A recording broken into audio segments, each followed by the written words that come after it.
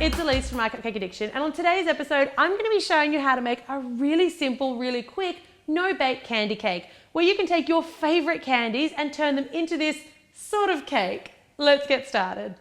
So the basis for your candy cake is going to be these guys. These are pre-cut round polystyrene or styrofoam cake dummies available at most cake decorating shops. They're basically like a fake cake, and I went with a 4-inch, a 6-inch, an 8-inch, and a 10-inch for this cake, but you guys can decide how many layers you want. Just make sure that you've got at least 2 inches differentiation in size, so you've got enough room for all that candy.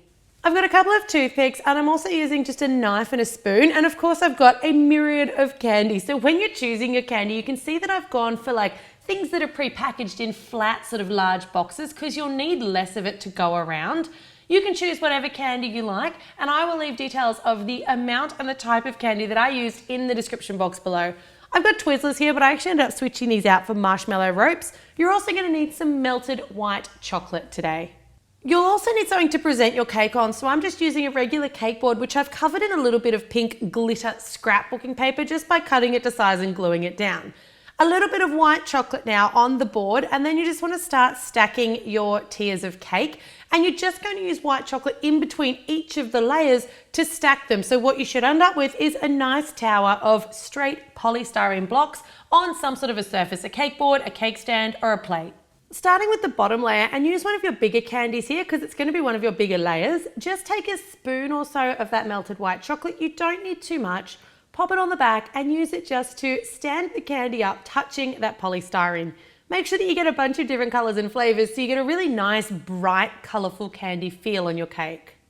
Now don't be tempted here to use glue to stick on any of your candy elements. When you're working with polystyrene, the glue actually eats into the polystyrene and your candy is just going to fall off. So stick with that white chocolate as a really nice sort of an edible glue alternative.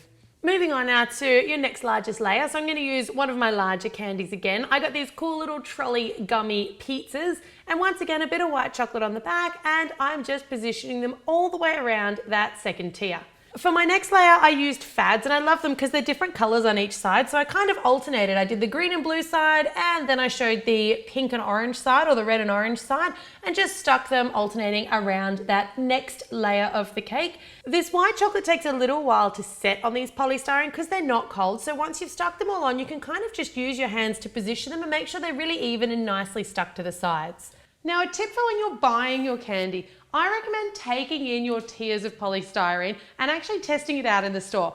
I way overbought on my candy because I didn't realize exactly how much I was going to need, and I ended up needing far less than I thought, which is not the end of the world. I can just eat it later. To add a little bit of extra height to our cake, I've got a couple of little rainbow lollipops to pop in the top. So put these on before you add the candy around the outside of your top tier of cake. And this cake's actually a portion of a 30th birthday extravaganza cake I'm making for one of my best friends. So if you want to see what I end up doing with it, I will be posting pictures on the MyCupcakeAddiction Instagram later this month. For the very top tier now, I'm just using some of these little Wonka Fun Dips, and I like them because they're kind of flexible and you can overlap them a little bit. So I'm just going to overlap them, and I'm going to use a rubber band here to hold these 4 in place because they're a little bit less firm than our other candies, and this will just help them wrap nice and neatly around that polystyrene block. Now I've got a little gap at the top of my fads, so I'm using a row of Twizzlers, just a little bit of white chocolate around the back of the Twizzler, and just drape it around the top of the fads. This is optional, and you do need to hold on to these for quite a while until that white chocolate sets, because otherwise they're just going to sort of flex out a little bit and they're a little bit more difficult to work with. Those Fun Dips are great for the top tier because they also create kind of like a little well or a little cocoon, and I'm going to fill mine with little wrapped individual Jolly Rancher candies. And then to fill over any more of the white polystyrene, I'm actually going to use marshmallow ropes. So I found it easiest to actually glue your marshmallow ropes together before sticking them onto the cake. So you want to glue end to end with white chocolate to make one big long marshmallow rope section. So that completes your totally over the top 4-tier no-bake candy cake.